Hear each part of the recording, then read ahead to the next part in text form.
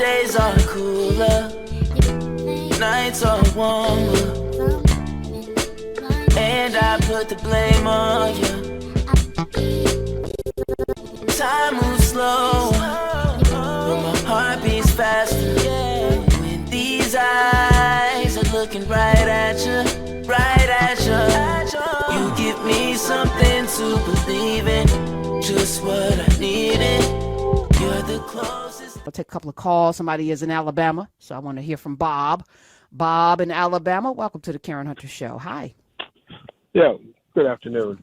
You know, I'm in Alabama, and to be honest with you, I'm a proud Alabamian. I just thank God things are not like they used to. Obviously, there were some issues with Jim Crow, but I happen to agree with some of the things that Byron Donald said. And, you know, again, I just thank God that things are not like they used to. My problem is, Ms. Hunter, is we don't have enough people. Wait, before you go on, because I like to actually go back and forth. What do you agree with Byron Donald's about? Well, I'm a big believer in the traditional family. A man being at home, a man, one man, one woman. Mm-hmm. Man there providing for his family, taking care of his people, and doing what he's supposed to do.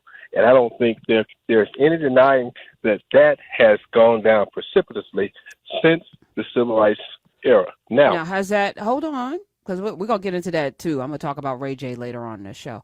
Is that just for black people?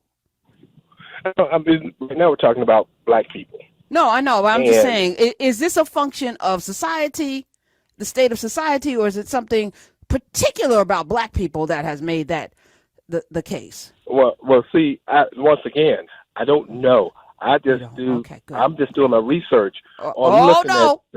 Where are you doing your research, Bob? Where are you doing your research?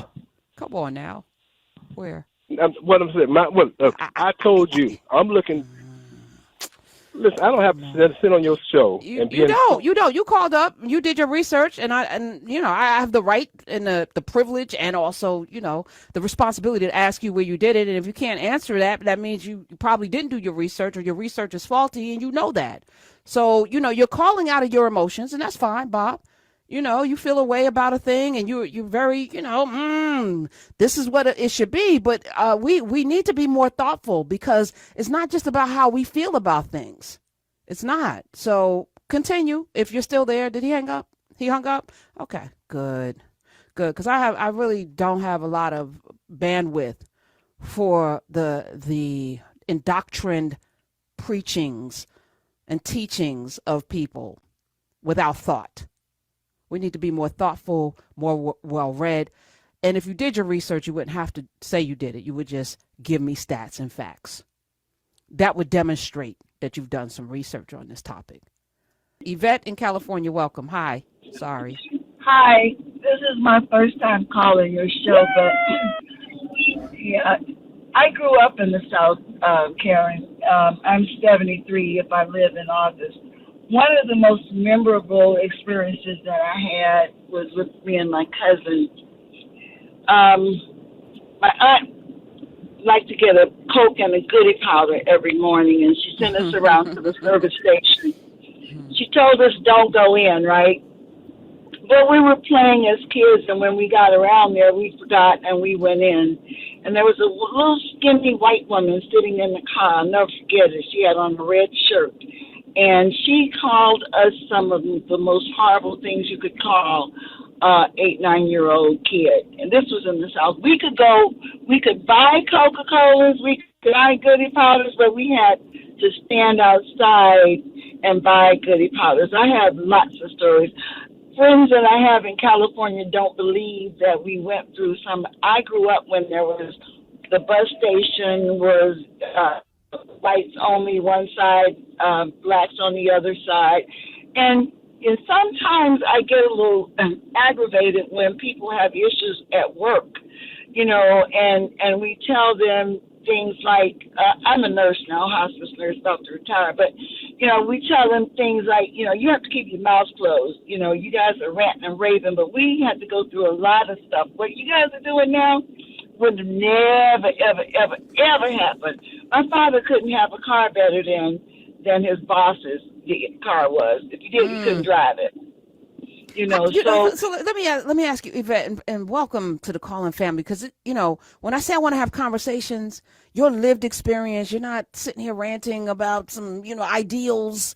You're talking about what you experienced as an 8-9-year-old that is still with you, and you will be here in August. I'm going to speak that into existence. But what did it do? How did it shape and change? Because you were carefree up until that moment. You were playing with your cousins, just having fun, drinking y'all goody powder and your Coca-Cola. And what did it do to you?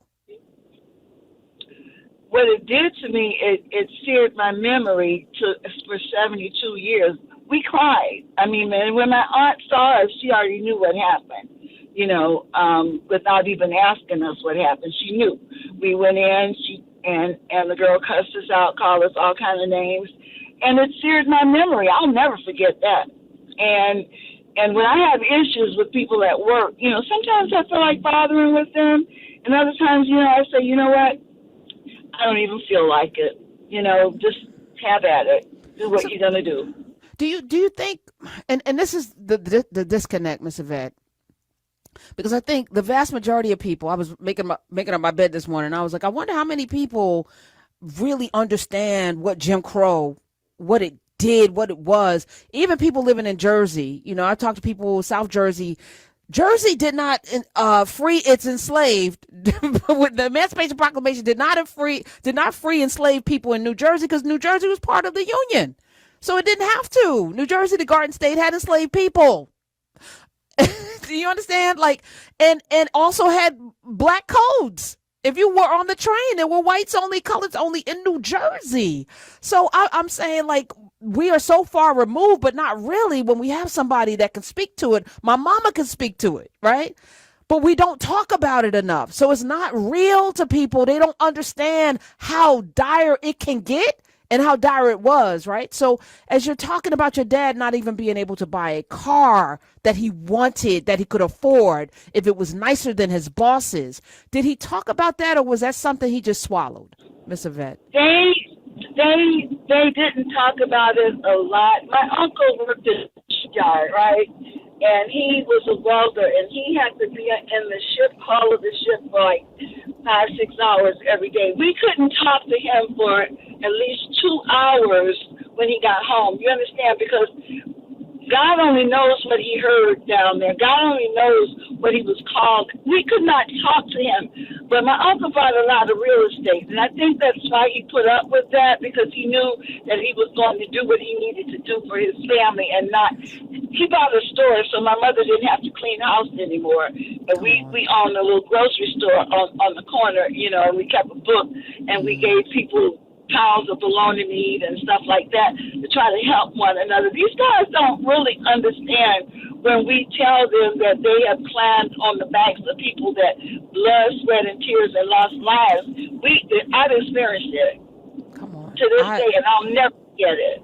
I am so grateful that you, A, are part of this family, and B, that you decide to call up today and share just a little peek into the window of the past. And I'm so grateful. And I want you to continue to call back in during these moments, because I think the context has to be laid.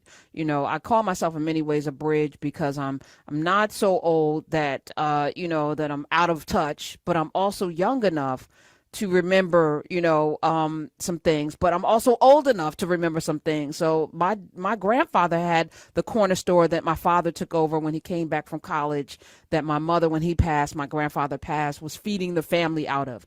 And my father turned that into basically a community store. But I don't know all of the backstory, right? Because they didn't talk. They didn't talk to children. They weren't talking, if you could catch some things, great.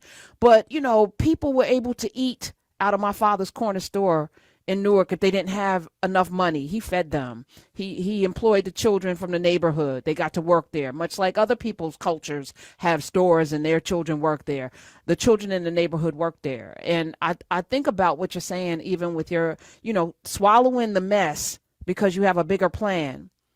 swallowing the mess because you have a bigger plan, because you know what you are doing. You know that you're building something, so you're not going to jeopardize that, because the consequences back then with Yvette's dad and her uncle could be death. Like Malcolm's dad, who had the audacity to go out and, as a follower of Garvey, was like, yeah, let's liberate, and found himself dead. And then the family scattered, right? So there were consequences that people got to see up close consequences. Medgar Evers, up close consequences for stepping out of line. So what do you think that did? Besides terrorizing the families and the community, it also sent a message that you know your place. And it only takes a couple of lashings. Right? Only a couple of people need to get hung and their asses whipped for people to go, you know what, that's not something I want to do, so I'm going to be quiet. The opposite happens. We don't get more rambunctious and more rebellious and more I'm not having it. We do the exact opposite. We're in a time right now where we can, but there may come a time when you won't be able to say Black Lives Matter. Speak up. We're seeing they're doing it by the law, de jure. Overturn of not just Roe v. Wade and affirmative action, that Fearless Fund lawsuit, that's another domino, and that's codified into law. And then what comes after that? Because that's how it comes. It's not going to come all at once. It's going to come one domino at a time, and by the time the last domino falls, it's too late. Now's the time. And all the folk out there, again, and I'm coming for y'all, because the ignorance has to stop. You can't be satisfied being that ignorant. You shouldn't want to be that ignorant. And more importantly, you shouldn't want to be the one to stop progress because you're in your feelings. We gotta participate. And if you're not building institutions, damn it, get out and vote. If you're not willing to build the grocery stores and the hair and the nail salons and all of the other things that our community may want and need, if you can't do that, make sure you vote. If you're not going to build the schools that our children need to go to, that's fine. Make sure you vote. If you're not going to change the dynamics, the paradigm of your own community and make sure it's clean and everybody is flourishing, or at least they know that they can depend on each other, then at least vote. But what we can't do is sit in our ignorance with our hands folded and just how I feel, because this is how I feel. And please don't have the gall to call up and then be terse when you're challenged and asked the question about how you arrived at a place. Be ready to have the conversation. I'm open. If you got there and it's some information I can learn some things, I'm here for it. But don't let your feelings lead the way, because that's going to put us all into a ditch. Don't be the one. Don't be that one. My days are cooler, nights are warmer, and I put the blame on you. Time moves slow, but my heart beats faster. When these eyes are looking right at you. You give me something to believe in, just what I needed. You're the closest.